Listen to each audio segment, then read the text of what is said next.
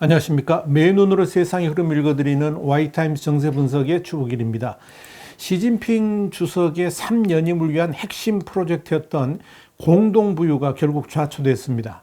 사실상 이 시진핑 정부의 핵심 국정과제가 무너졌다는 것은 여러 가지 시사점을 던져줍니다.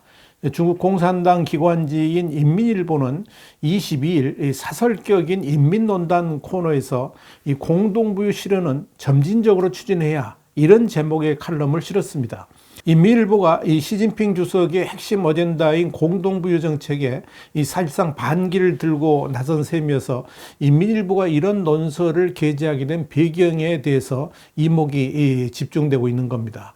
인민일보는 칼럼에서 현재 우리나라의 발전이 불균형하고 충분하지 않다는 문제가 있어서 이 공동부유를 추진해야만 개혁 발전의 성과를 전체 인민에게 공평하게 돌려줄 수 있다, 이렇게 전제를 하면서도 이 사상적 인식을 높이고 공동부유의 목표를 정의할 뿐만 아니라 내재적 수요도 파악해야 된다라고 지적하면서 이 공동부유 정책의 한계를 언급을 한 겁니다.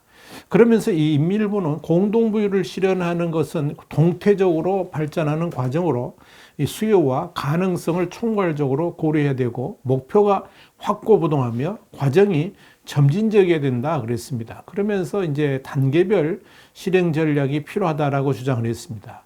이건 지금 시진핑 주석이 강력하게 밀어붙이는 이 공동부유 정책에 대해서 정면으로 비판한 것이나 다름없다는 점에서 눈길을 끌고 있는 겁니다. 인민일보는 이어서 이 공동부유의 웅대한 목표를 실현하기 위해서 실사구시 정신을 견지하고 단계별로 착실하게 추진해 목표의 접근성을 확보해야 된다 그러면서 이 공동부유를 추진하는 것은 장기적이고 대단히 어렵고 복잡한 일이며 이 일을 잘하는 것은 기다릴 수도 없고 서둘러서도 안 된다, 이렇게 지적을 했습니다.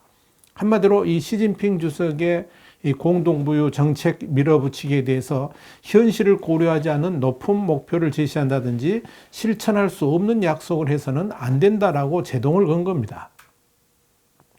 그러면서 인민일보는 현실과 조건을 고려해 효과적인 발전 경로를 모색하고 맹목적으로 비교하거나 무모하게 앞으로 나아가지 말라라고 강조를 했습니다.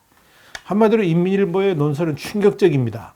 공동부유 정책 자체가 사실상 시진핑 주석의 3연임으로 가기 위한 분위기 조성을 위해서 강력하게 시행한 시책이었고, 그 과정에서 빅테크에 대한 규제, 그리고 사교육 시장 전면 해체, 부동산 시장 전면 규제, 이런 조치들이 이루어졌던 거죠. 그래서 결국 이 부의 재분배를 노리는 경제 정책이었다 하는 점, 이걸 눈여겨볼 필요가 있습니다. 특히 공산주의 사회라는 중국 내에서 이 빈부의 격차가 극심해지고 있는 현실에 대해서 시진핑 주석이 지난해 8월 제10차 중앙재경위원회에서 공동부유를 제기한 것이고, 이후에 이제 중국 정부의 공식 경제정책으로 부상했다는 점 역시 주목해 봐야 합니다. 그동안 중국 당국은 공동부유 정책을 밀어붙이면서 중국 서민층들의 호응을 받은 것도 사실입니다. 그래서 중국 정부 당국은 지난해 12월 8일에서 10일 이 시 주석을 포함한 당 지도부가 참석한 가운데 2022년 이 경제정책 방향을 결정하는 중앙경제공작회의에서 이 공동부유 정책과 관련해서 이렇게 말을 했죠. 우선 케이크를 크고 좋게 만든 뒤에 잘 나누어서 분배하는 성장과 분배 병행의 원칙을 확인하고 고용 증시, 그리고 세수 확충, 기업과 사회 집단의 공익 자선 사업 지지 등을 세부 계획으로 내세우기도 했던 겁니다. 자, 여러분, 이 시진핑 주석의 공동부유 정책에 대해서 이미 지난해부터 공산당 내부에서는 격한 반발이 있었죠.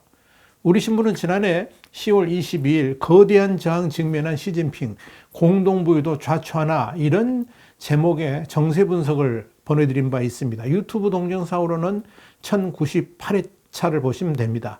이 정세 분석을 통해서 시진핑의 공동부의 정책에 대해서 공산당 내부는 물론이고 은퇴한 당원들까지 강력하게 반발로 나서자 이 부동산세 도입에 대해서 전면적으로 재검토를 시작했다는 그런 보도가 나와서 관심을 끌고 있다. 이렇게 말씀드린 바 있습니다. 그러면서 이 미국의 월스트리트 저널이 10월 19일 보도한 내용을 이렇게 인용을 했는데요.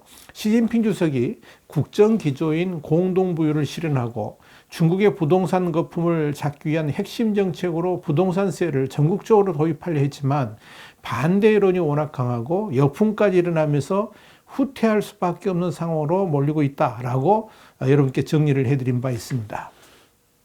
그러면서 중국 정부는 당초 핵심 30개 도시에 부동산 보유세를 도입하고 점차 이를 확대해 나가려 했지만 예상 이상의 강한 조세 저항에 부딪히자 이 당초 계획보다 부동산세 대상도 축소하고 국가에서 제공하는 적정 가격 주택의 공급을 보완책으로 제시할 전망이다. 이렇게 여러분께 전해드린 바 있습니다. 그때 우리 신문은 이번 부동산세 파동은 중국 사회에 뭉치면 시진핑도 이길 수 있다는 새로운 이슈를 던져주었다 그러면서 이번 공동부유 추진과 관련된 부동산세 파문은 시진핑이 앞날에 아주 의미 있는 사건으로 기록될 가능성이 아주 높다고 할 수 있을 것이다. 이렇게 전망을 했었습니다. 그런데 이런 예상 그대로 공동부유론에 급제동이 걸린 겁니다. 이러한 징조는 이미 지난해 12월 8일에서 10일 베이징에서 2022년 경제정책 방향을 결정하는 중앙경제공작회에서 나온 게 있는데요. 그때 이런 말이 나왔었습니다. 안정을 최우선으로 하되 안정 속에서 성장을 추구한다. 그러니까 온자당두 온중구진 이 말인데요. 이걸 2022년 경제정책의 핵심 목표로 설정했다는 점에서도 이미 드러난 바가 있죠. 특히 지난해 내내 당국의 주요 경제 관련 회의에 등장했던 반독점 규제 강화, 강도 높은 부동산 규제 이런 문구도 완전히 사라졌습니다. 시진핑 주석이 8월부터 강조했던 공동부유에 대해서도 장기적 역사 과정이라고 언급할 정도로 표현이 달라졌었습니다. 다시 말씀드려서 공동부유론의 속도 조절 가능성을 그때부터 내비치기 시작했다는 의미죠. 여기에 지난 17일 중국 경제계획 총괄 부처인 국가발전계획위원회, 이걸 발계위라고 그러는데 이 발계위가 주최한 기자회견에서도 이 공동부유론의 속도 조절이 암시됐습니다. 이 발계위의 하정유 지역국장은 우리나라 발전 수준과 선진국 간에는 여전히 큰 격차가 있다 그러면서 우리는 경제 발전과 지속 가능한 재정 자원을 바탕으로 민생을 개선하고 보장해야 된다라고 말을 했습니다. 그러면서 이 하정유 국장이 했던 말이 있습니다. 지방정부 당국은 공동부유를 촉진하는 과정에서 해야 할 일과 해서는 안 되는 일을 구분해야 되고 실행할 수 없는 약속을 해서는 안 된다 그러면서 설령 향후 좀 더 발전한다고 해도 너무 과도하게 높은 목표를 설정하거나 보장해서는 안 되고 복지의 게으른 함정에 빠지지 않도록 해야 된다라고 말을 했었습니다. 자, 흥미로운 것은 이 홍콩 명보라든지 사우스차이나 모닝포스트가 이날 발계위의 기자회견 내용을 보도를 하면서 뭐라고 썼냐면 중국 당국이 지방정부의 공동부유를 지나치게 추진해서는 안 된다라고 경고했다. 이렇게 보도했다는 점입니다. 특히 이 매체들은 당시 기자회견에서 하정유 발계위 취업국장의 발언에 주목을 했습니다. 이 하정유 국장의 발언에 대해 명보는 발계위가 공동부유는 복지의 함정이 아니다라고 강조했다는 점을 강조를 했고 사우스차이나 모닝포스트는 저장성의 공동부유 캠페인은 빚에 시달리는 다른 지방 정부들이 따라하기는 힘들 수 있다라고 언급을 했습니다. 또 하나 눈여겨봐야 될 게 있는데 이게 뭐냐면 인민일보의 사설격인 인민논단 코너에서 공동부유 속도 조절론이 나온 시점입니다. 우리 신문은 지난 19일 깊어지는 시진핑의 고민 두문불출하며 회의만 계속이라는 제목의 정세 분석을 통해서 이게 유튜브로는 1301회차에 나갔는데요. 이 정세 분석에서 지난 4일 베이징 올림픽 개막식에서 푸틴 러시아 대통령과 회담을 한 시진핑 주석은 이후 현재까지 두문불출하면서 공개 장소의 모습을 드러내지 않고 있다 그랬습니다. 그러면서 이 월스트리트 저널의 16일자 기사를 인용했습니다. 시진핑 주석 등 7명의 정치국 상무위원들이 칩거를 한 채 러시아 우크라이나 위기에 어떻게 대응해야 될지 비공개 논의를 벌이고 있다. 이렇게 보도를 해드린 바 있습니다. 그런데 이 시진핑의 공동부유론 속도 조절과 관련된 인민일보의 논설은 바로 이 시점에 공개적으로 거론됐다는 겁니다. 사실 이 공동부유론의 속도 조절 내용이 지난해 12월에 경제공작회에서 나온 내용들을 통해서 속도 조절에 들어갈 것이다 이렇게 추론을 하는 거하고 인민일보가 사설격인 코너에서 공식적으로 언급했다는 것은 이건 차원이 다릅니다. 중국 공산당의 기관지인 인민일보가 기사도 아니고 사설을 통해서 공동부유론의 속도 조절론을 제시했다는 것은 그러한 내용이 당론으로 정해졌다는 것이고 그런 결정이 나오기까지 내부에서 상당한 저항과 함께 비판이 가해졌다는 뜻이기도 하기 때문에 그렇습니다. 그러다가 결국 시진핑을 비롯한 시진핑파가 손을 든 것이고 결국은 반대파의 의견대로 따라가기로 했다는 것을 보여줍니다. 이런 관점에서 인민일보 이날 논설이 특히 주목을 끌고 있다 이렇게 보시면 되겠습니다. 자, 분명한 것은 이 시진핑 주석이 의욕적으로 내놓았고 또 자신의 3선 연임 핵심 어젠다로 내세웠던 공동부유론이 결국 좌초하게 되었다는 것은 시진핑 주석의 위상에도 상당한 흠이 날 수밖에 없다는 점입니다. 이미 지난해 10월 역시 공동부유론의 일환으로 내세웠던 부동산세도 이 공산당 내부의 강력한 반발로 좌절되었는데 이젠 이 공동부유라는 거대한 몸통 자체가 속도 조절에 들어가기로 했다는 것은 지금 중국 공산당 내부가 시진핑 주석의 막강한 힘으로도 통제하기가 쉽지 않은 상황임을 보여줍니다. 지난해 10월에 부동산세 파동 때도 월스트리트저널은 당원을 포함한 많은 이들이 2채 이상 집을 소유하고 있는 상황에서 부동산세는 잠재적인 사회 불안 요소가 되고 있다고 보도를 한 바 있습니다.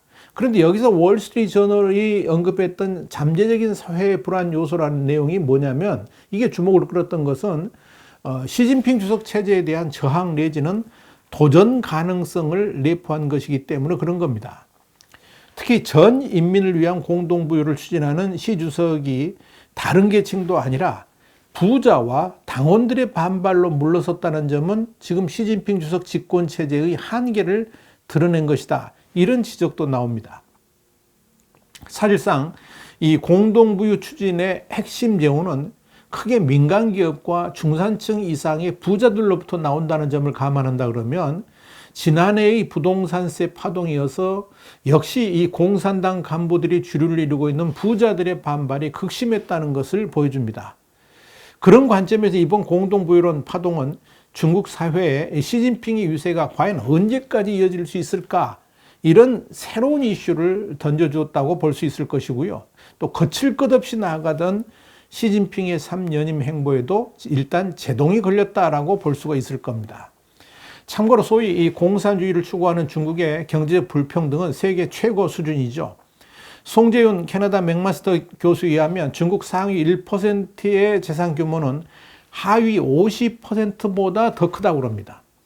도시 3만 호 가정을 조사해 보니까 상위 20%가 전체 재산의 63%를 차지하고 있고 하위 20%는 고작 2.6%밖에 갖고 있지 못하다. 그렇게 통계가 나와 있습니다. 사회주의를 표방하는 레닌주의 국가가 세계에서 가장 불평등한 배금주의의 나라가 돼버린 겁니다. 참 아이러니컬하죠. 그런데 흥미로운 것은 그런 중국 내 부자들의 대부분이 공산당 핵심 간부들이라는 점입니다. 중국에서 부자가 되려면 공산당과 가깝지 않고서는 불가능하죠. 그래서 중국은 인민을 위한 국가가 아니라 공산당을 위해 존재하는 국가라고 말을 하는 겁니다. 와이타임 정세 분석이었습니다. 다음 시간에 다시 뵙겠습니다. 감사합니다.